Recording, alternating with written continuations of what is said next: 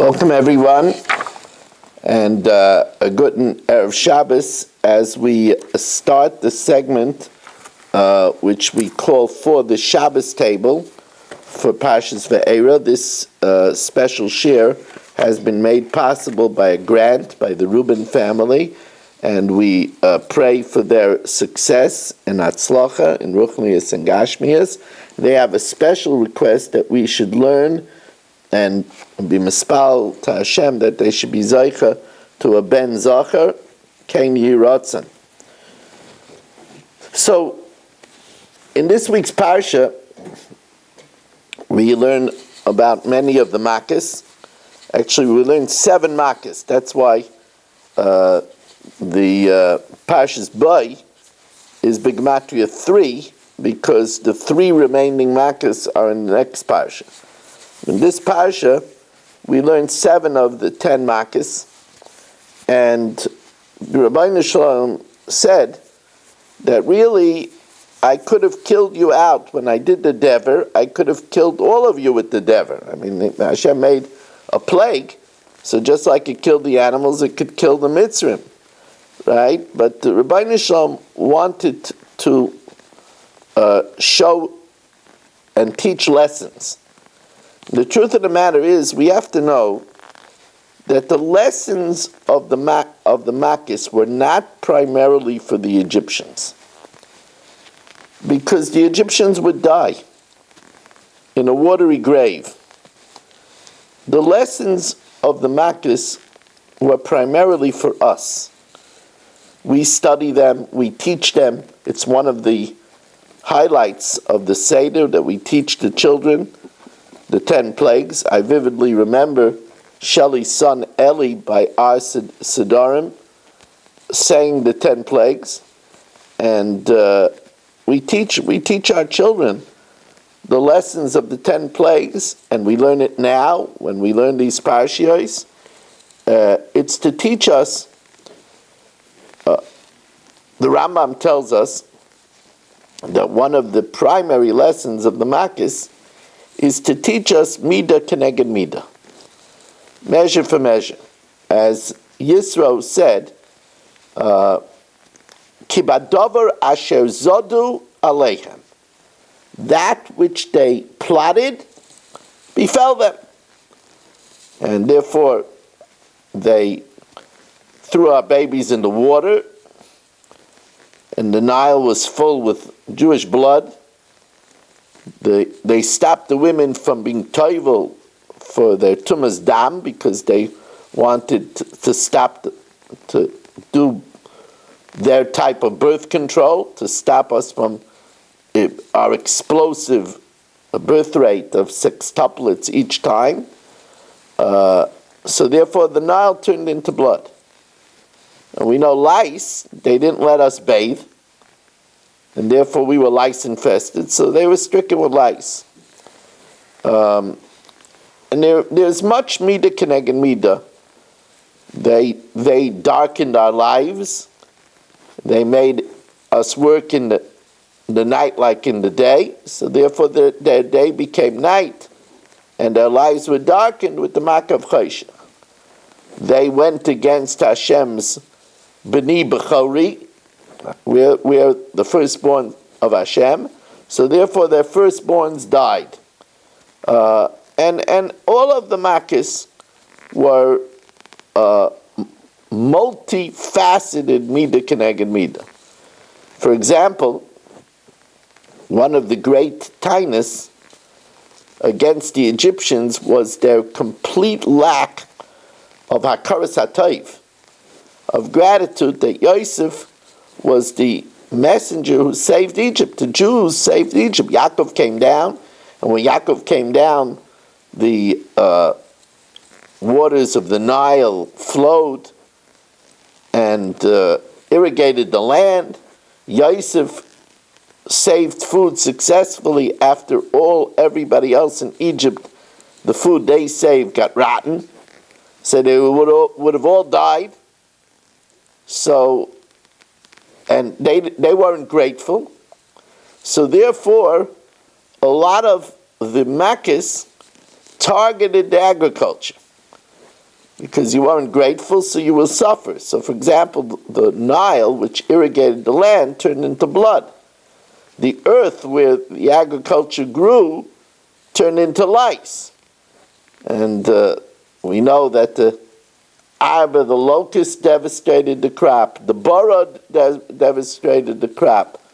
The Makis Bechiris took away the workforce. There was, as a matter of fact, we'll find that many of the Makis contain the letters Beis Reish. Beis Reish Bar is grain. And because they weren't grateful for the grain, many of the Makis, if you look, Borod has Beis Reish, Dever has Beis Reish, Orov has Beis Reish, Bechoros has Beis Reish. If you look at the Makis, so many of them have a Beis Reish in it to allude to this point. But I want to talk to you now specifically about what we would probably, if I would ask you to suggest to me what was the easiest market to tolerate. You might be tempted to say Tzvardeya. There's frogs, it's a nuisance, squishy frogs, but they weren't biting, they weren't eating anything. It's not like the painful shchin, the killing barid, the chayshish where they couldn't move, the dam where they had nothing to drink, the lice that really went all over their bodies. And if you would give that answer, you would be absolutely wrong. As a matter of fact, it's really to the contrary. You see, the Avudraham says that in the parsha of Tzvardeya, it says Tzvardeya 10 times. And it said Tzvardeya 10 times, says the Avudraham, because Tzvardeya was as bad as all 10 plagues. Now that needs a that needs a little study. What are we talking about? Why is it as bad as all 10 plagues?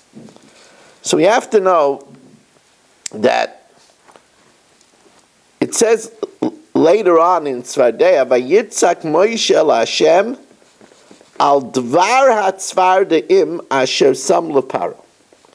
That Moshe cried out to Hashem, Al dvar hatzvardim. So most people translate it, Al dvar, on the matter of the tzvardim. But it doesn't say Al dvar hakinim. It doesn't say Al dvar hashchin. What's Al dvar? So the Medrash in Shir Hashirim, Yud Vav, says Al dvar hatzvardim means on the croaking of the tzvardim. Dvar is dibur. On the croaking of the tzvardim. And the Avudraham says that the tzvardim croaked 24/7. And they croaked all in a different pitch. So just think about this, that a person's trying to sleep and is going off in the room 100 alarm clocks of different sounds. Beep, beep, 24/7. They couldn't sleep. They couldn't think. And Avudraham said many of the Egyptians went insane from the Tzvardeya. And the Medrash Lekach Tov says, first of all, it was Mida Keneged Mida because they woke us up in the night to work. Middle of the night, they woke us up to work. And the Mefarshim also say that it was measure for measure because they constantly yelled, more, harder, do this, do that. It was constant, like we say in the Haggadah, Zuat Chak, the pressure. It was amazing pressure. And this Mida Keneged Mida, which, by the way, this is a big rule of the Mishpatei Hashem. The Mida she'adai maideid maided in life. The way a person acts, that's the way the person is treated. Right? Hashem tzilcha al yad yaminecha. Hashem is the shadow on your right hand. Now, it doesn't seem befitting to compare Hashem to a shadow, but a shadow does one thing to perfection. It mimics. And that's the way Hashem acts with us. He mimics our behavior. A person that's patient will receive patience. A person that screams will scream. And the Mida Keneged Mida over here got me really thinking about how important this is to consider in a marriage. There are wives that constantly nag their husbands or make demands on their husband. The home is not a place of contentment. He comes in, well, why didn't you take care of this? And why didn't you go get that? And there's never a moment of menucha. Or she's always screaming. On the other hand, the vice of many husbands is that they're always criticizing their wife. You know, my mother used to do this. Why can't I never come in and find the house clean? Why is there never supper ready? Always criticizing. Now, besides the fact that that's completely connected what the Rabbeinu Shalom wanted in a marriage. The Rabbeinu Shalom wanted the woman to be an ezer, a helper, meaning that the husband should be at ease with her. And as Naomi said, the Rabbeinu Shalom wanted a husband to create a place of contentment for his wife. Mitzena menucha isha beis isha. Every woman in the home of a husband. Not that she should hate being there because she's always, no one likes to be found fault with. But all the time, it makes the house a very unpleasant place. But this is the Mida Keneged Mida, the Tzvardeya. Because since they were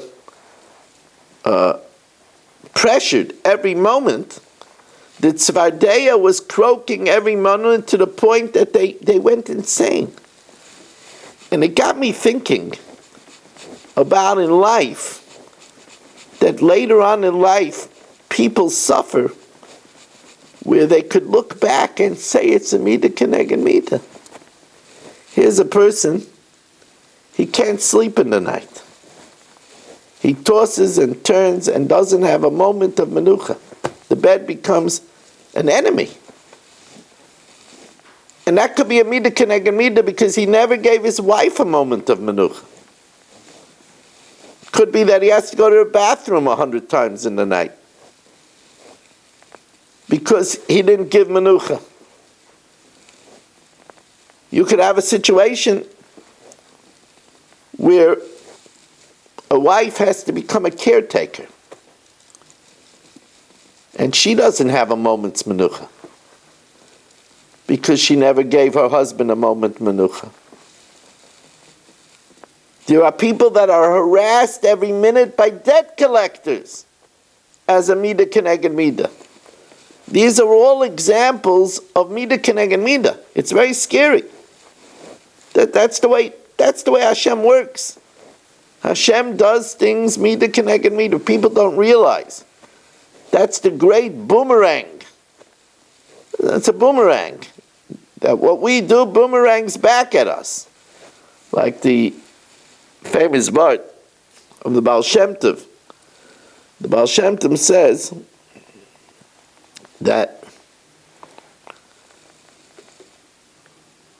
it says if you look at three things you won't sin. So the Baal Shem Tov just takes the beginning of the Mishnah. Da mala mala, if you want to know what's in store from you from heaven, mimcha, look at yourself. The way you behave, that's the way you're going to be treated. And he says, I'll prove it to you. Mimcha is an acronym of Mida Keneged Mida.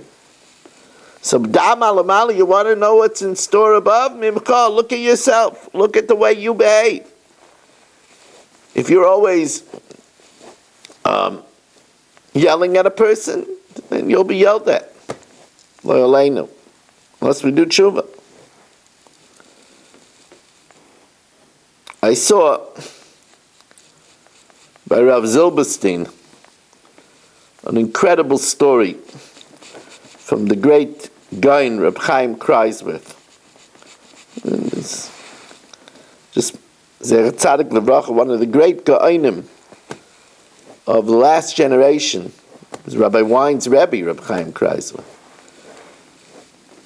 So Reb Chaim Kreiswirth related once speaking by a function. He said when he was a bacher, he went to yeshiva in Europe, and it was at the time of the Nazis, Yimach Shemam B'Zichron L'Deirayin Olam, and it wasn't like today. The yeshiva was busting at its seams. There was no room for anybody. And he said a blind boy, Lo Aleinu, came to yeshiva by the name, they called him Yeshaya La Mishnah. And the reason why they called him Yeshaya La Mishnah is because he would always learn Mishnayis Bal Peh. Anyway, he came, and the Hanhola asked young Chaim Kreiswirth to find him a bed somewhere in the city. And he couldn't. There was no bed in yeshiva. So what did Chaim Kreiswirth do? What did the great Gaon do? He gave him his bed and he slept on the floor. He's a blind boy. He gave him his bed, and after a real rigorous day of learning, Reb Chaim Kreiswirth slept on the floor. One day the Nazis busted into yeshiva, and they started lining up boys against the wall and shooting them in cold blood. Yimach Shemam B'Zichron. These boys, Hashem Yimkim Damam Zeichet Tzadikim V'Kedoshim L'Vracha Zechusim Yogen Aleinu. Anyway, it came Chaim Kreiswirth's turn. So he thought about the Gemara, the Afilu Cherev Choda Meneches Al Shavor Shel Adam, even a sharp knife is poised on a person's neck, Altus Yoish Min HaRachamim. So he davened to Hashem to spare him. And then he davened that if he didn't have schusim enough, he should be spared in the schus. He should be spared in the schus that he gave up his bed and slept on the floor all these nights, and therefore he shouldn't fall dead on the floor. After he davened that, the officer looked at him and he said, "You're such a fine-looking lad, it would be a shame to shoot you. I'm going to shoot, and I'm going to miss. And as soon as I miss, you run away. And I'll be able to say that I tried." And that's what happened. And that's why the world merited having a Reb Chaim Kreiswirth. That's Mida Keneged Mida. That's measure for measure. Now, there's a famous pasuk in this week's parasha, "V'lo shamu el Moshe mikoytze ruach u'me'avoda kasha." They didn't listen to Moshe because they had so much pressure that they didn't take full breaths. They had shortness of breath. And avoda kasha, because of harsh work. They were too stressed out. They couldn't think normally. So there's a very, very, very fundamental Orach Chaim HaKadosh. It's just a few words, but it's worlds It's so fundamental. The Ohr HaChaim HaKadosh says, Ulai ki letzad shelo hayu b'nei Torah. Perhaps the reason why they weren't coping, why they were overwhelmed, is because they were not b'nei Torah.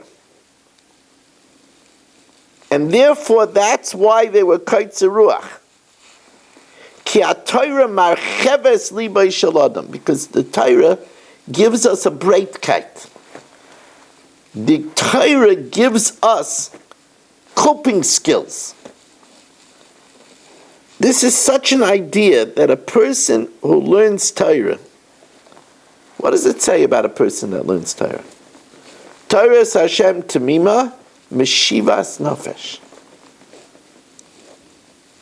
Torah gives a person, even Le'aleinu in hard times, a Menuchas HaNefesh, an inner peace.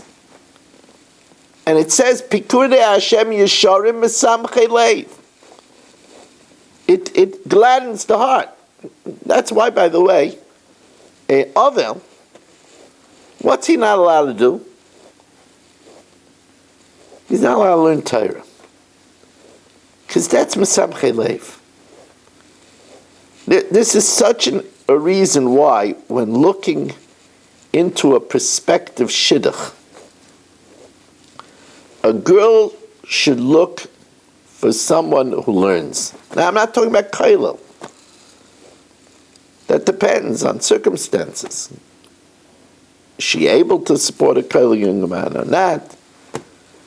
Can she live such a lifestyle? No, we're not talking about that.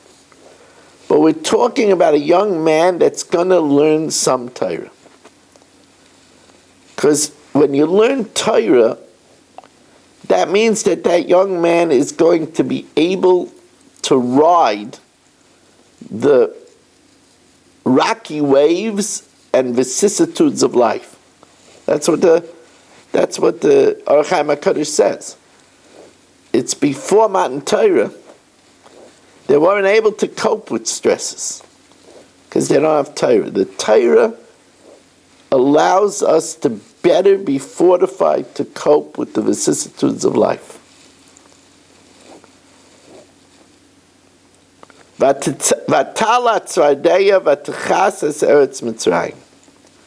The frogs went up and covered the land. And Rashi tells us, how did the frogs come about? So Rashi says that when the Egyptians saw a frog, they beat it.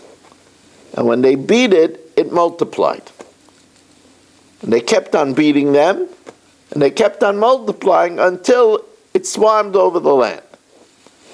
So the Steipler Gaon, Reb Chaim Kanievsky's father, the great Keles Yaakov, wrote a Sefer Birchas Peretz. And in his Sefer Birchas Peretz, he says, well, when they saw that they hit it and it multiplied, they should have stopped right away. Why did they keep on hitting it?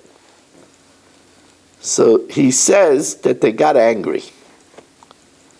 And when a person gets angry, they keep on reacting, even though they're adding fuel to the fire.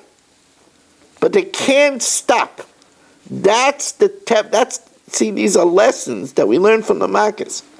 That's the way of an angry person. An angry person is out of control. That's why the only way to save ourselves is like in a shir like this, to work on ourselves before, to recognize that anger is a terrible, terrible, terrible thing for a relationship. When a person gets angry, they temporarily lose their mind. That's what they did. They kept on banging because they lost their mind. This lesson is so important that Hashem demonstrated it. Now we know that the human feelings are not applicable to Hashem.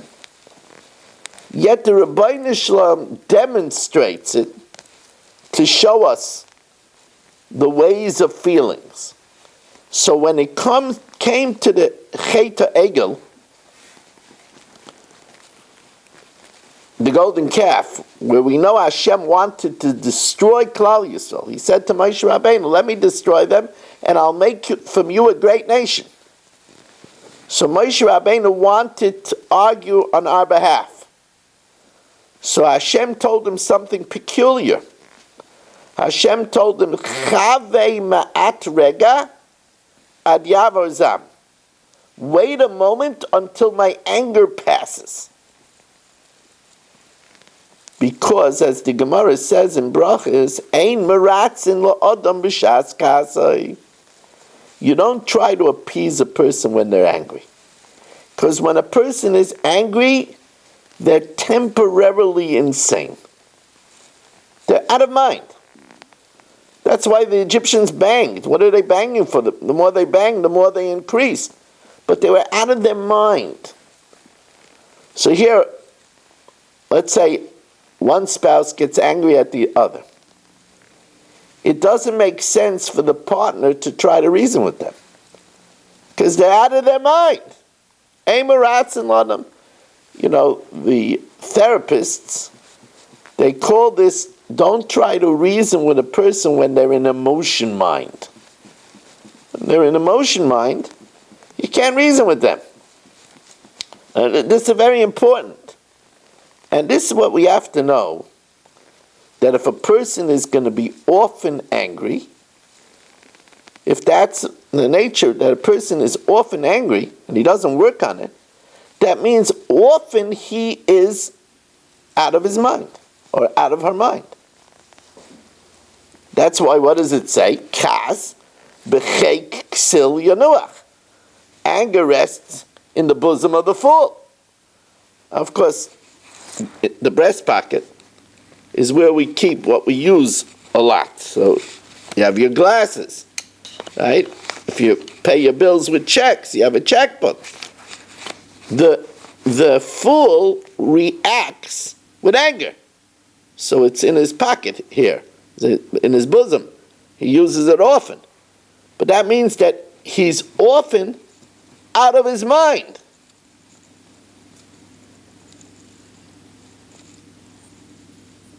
Now, therefore, it's a smart wife or a smart husband knows that if my partner is angry and I'm going to do the natural thing and react in kind, then it's going to be a conflagration.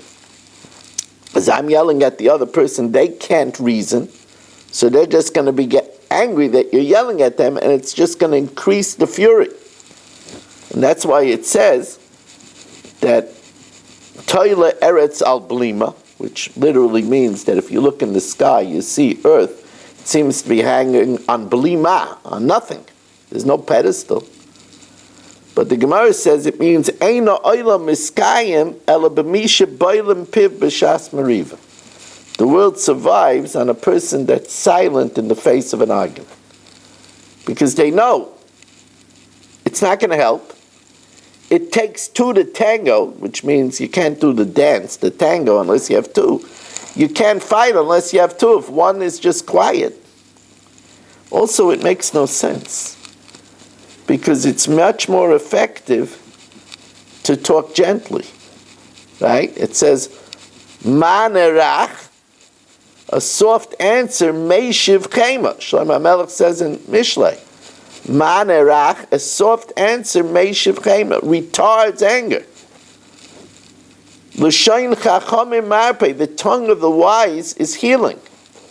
So it makes no sense to get angry. That's why there's a mimer, Bar Kapora says it, in Masechtas Kedushin, Daf Mem Aleph. Ragzon, an angry person, like also biyadai ela ragzanusa. The only thing he has is his anger. It's not effective. People think that if they yell, they'll get listened to. The truth of the matter is, if they yell, they're not respected. And yelling is toxic. First of all, it's toxic in the next world. It says about yelling something that it doesn't say about any crime. It says, whoever gets angry will need all the treatments of hell. In this world, there are many treatments. There's chemotherapy, there's immunotherapy, there's radiation, there's stereotactic radiation, there's cyberknife, there's all kinds of therapies. A person that gets angry will need all the treatments of hell. That's what Rav Avigdor Miller says, that kas is the same letters as eches. Eches is a real word. It means poison. It means venom. Like it says about a snake, tiokasna. Anger is poison. It's no good for the heart. It's no good for the blood pressure. It's no good. Rambam says that in anger there's normally the shvil azov, the golden way, is the middle road. But not anger. It's never good to be angry. Not only that, but Rabbi Elia Lapian says that it's not enough not to get angry, because maybe you live with gentle people, you don't get angry. Maybe you're in a position of authority, so you don't have people that test you. But if you remember the olden day, caloric, I think, was the last one left. Today you can't get a range with a pilot light. But it used to be there was a pilot light under the range, and from the pilot light, the fire came. Rav Elia Lapian says, when it comes to anger, you got to put out the pilot light. We got to work on ourselves to recognize how ugly it is. Because otherwise, at a time when we're tested, if we didn't prepare ourselves, we're going to flare up in anger. You have to put out the pilot light. That's one of the things that we learn from the Makkos. As always, I want to thank you. We thank the Rubin family for making this share for the Shabbos table available. Also to remind you that we do have also a main Chumash share, if you're not aware. Many of the shiurim that I give, I'm putting now also on a YouTube channel, Rabbi Moshe Meir Weiss. I also put up some old shiurim. I just put up a share. I saw over 500 people watched it already. I put up a share that I gave in Passaic in 2015 about the difference between a Jew and a non-Jew, and understanding the difference. If you go to my YouTube channel, make sure to subscribe and to hit like. You'll get other shiurim. Also, we're looking for a sponsor for the main shir and buy. If you're interested in sponsoring, text me at 718-916-3100 or email to rmmwsi@aol.com. Thank you for joining us, and have a wonderful Shabbos.